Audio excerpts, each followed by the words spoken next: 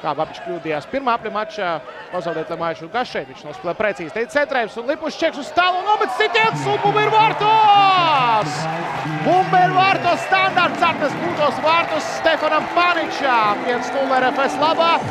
Tomēr tie centrējumi pirmajā puslaikā novada pie sava, novada pie vārtu gūma. Stefans Paničs 1-0.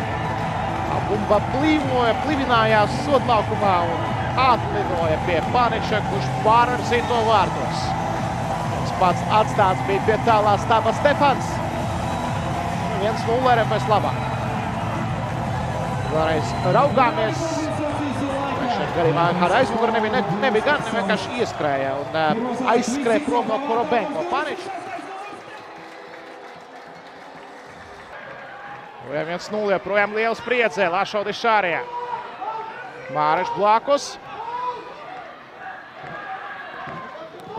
Dešārijas centrējums, sitiens un bumba vārtos! Darko Lemaičs kārtējie vārti viņam.